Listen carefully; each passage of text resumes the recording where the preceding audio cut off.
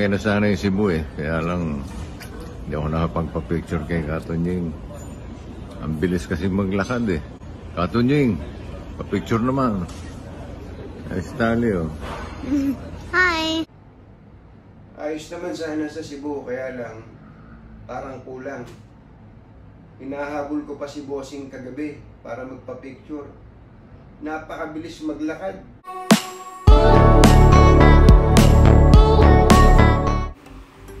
Bossing Vic Soto din nagsanga ng mga kukuha ng selfie kasama siya dito sa kasal ng Cebu. Hanggang ngayon, sikat na sikat si Bossing at halos lahat ng bisita gusto makapagpa-picture sa kanya.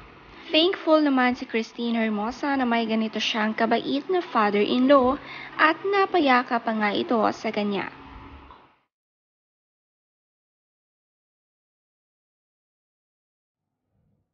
Ayos naman sana sa Cebu, kaya lang parang kulang. Hinahabol ko pa si Bossing kagabi para magpa-picture. Napakabilis maglakad. Sus Mariano ka indoor. Bossing, pa-picture naman. Okay na sana yung Cebu eh. Kaya lang, hindi ako nakapagpa-picture kay Katunying. Ang bilis kasi maglakad eh. Nahabol ko.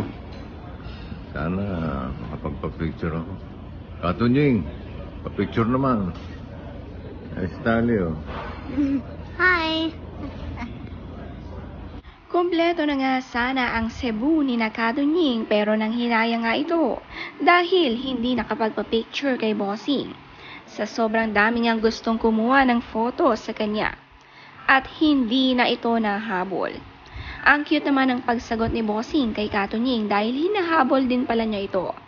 Sabi ni Katunying sa post, "Halos 2 oras kong kasama sa isang venue si Bossing Vic para sa kasalang Maiko at Kat dito sa Cebu. Hindi ako makalapit dahil sa maraming tao lalo na sa bagong kasal. Nung tapos na ang programa, pinagkaguluhan si Bossing. Pinagkaguluhan din naman ako. Paglingon ko sa kanya, hayun malayo na. Bigo ang plano kong makapagpakoda."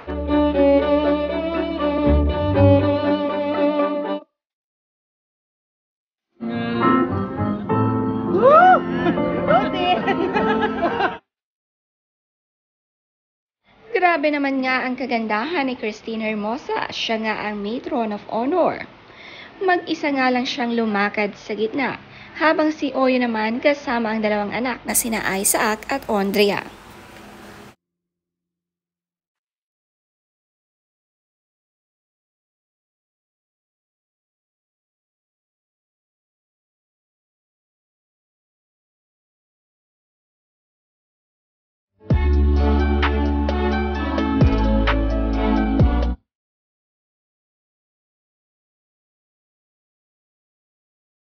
Happy at luckiest bride and groom dahil sa Soto family.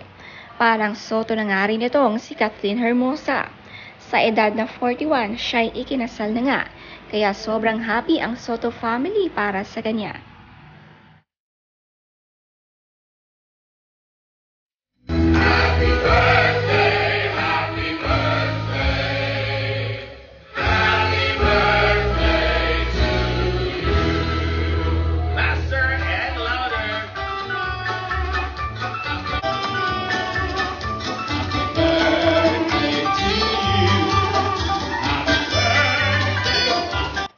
Ang cute naman ng wedding reception dahil ang mother ni Kathleen at Christine ay pinaghandaan rin ang birthday ng ina. Kinantahan at isinabay nga ito sa wedding. Ganito ka-special ang kanilang nanay. Ay, sarap. Wow! May Shatsu! Ikaw na ang maraming talent.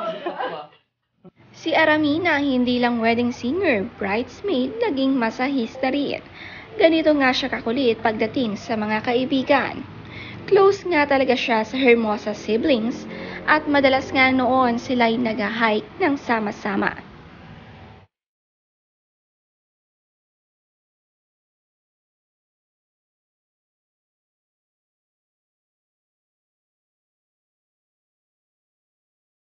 Si Bossing napaka-pogi nga sa kanyang suot. Solo nga siya at walang kapartner na iwan nga si Pauline Luna sa Manila. Napakaraming kamag-anak ng groom nga ang hindi pinalampas ang chance na ito para makakuha ng photo na kasama si Vic Soto.